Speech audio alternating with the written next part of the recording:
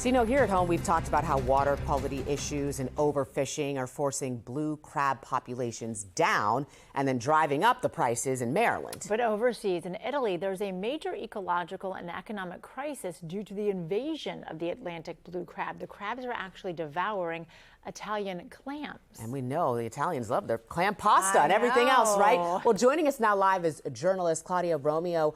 She wrote an article for Flavor of Italy that is breaking down this, what's an urgent issue for you all overseas. Claudia, first of all, thank you for joining us this morning. Can you tell us from your reporting and research, how did our Atlantic blue crab make it to Venice? Yeah, absolutely. So first of all, yes, good morning, Melissa and Jummy, thanks so much for having me. It's actually been present in Italian waters for decades, but in very, very little numbers. So we always had around 400 per season. It was not much of a problem, really. But now it's in the thousands. We're talking about 40,000, 50,000 being caught, and the fishermen are really not prepared. It arrived because the waters in the Mediterranean have started to warm up, and then they actually settled in the Venice lagoon and the sort of wider lagoon in the around Venice, sort of northern Italy, where there is a bounty of very delicious shellfish, mussels, clams, smaller shellfish that Italians love, but that obviously the crabs love. And with that duo, with that combo of that, the water being very warm and perfect for them, and obviously an amazing buffet available 24/7, they are really flourishing now.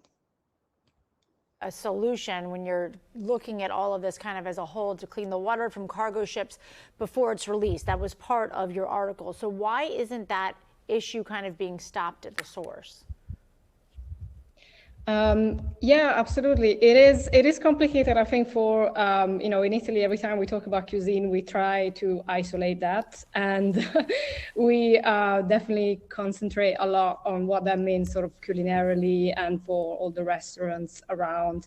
I think efforts are being made, especially to sustain those clam and mussel farms that have been affected very hard, and that is mostly to sort of restore water quality there, to make sure that those industries stay afloat and all those jobs are preserved.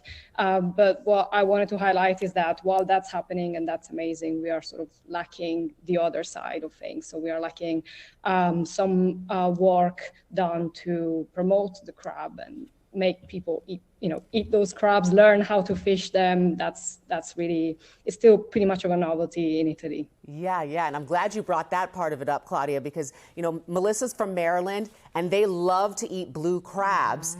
So I was going to ask you, talking to Italians, especially Venetians, how do they feel? Do they like the taste? Like, what do you think needs to be done to get them to embrace the crab? Yeah, well, I mean, they, in their defense, they do not like the taste because they haven't had it cooked properly. I think we have tried to Italianize the crab. We have put it in pasta. I've tried some amazing blue crab ravioli. That is very nice. But of course, we are, I think we need, I had a very nice a lot of messages telling me that we should organize, we should organize for a group of Marylanders to come and teach us how to make crab cakes. And I had to look at how to make them, as I read that, because I didn't know that. So I think obviously we need more,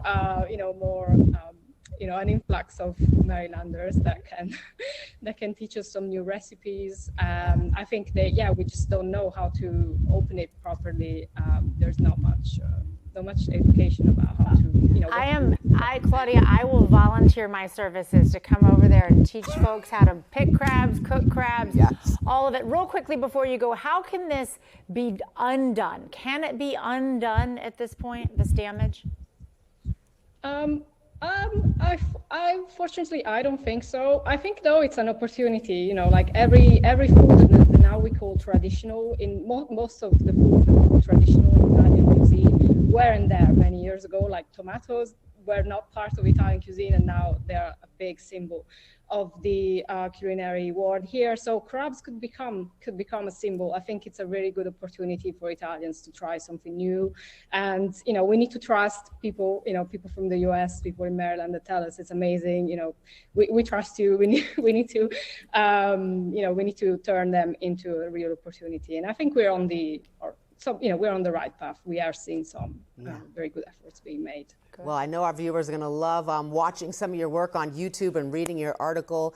Claudia, thank you so much for joining us. And once again, if you need some culinary people to come over, we will see you there in Venice. Thank you so much. We'll be right back. Thanks, Claudia.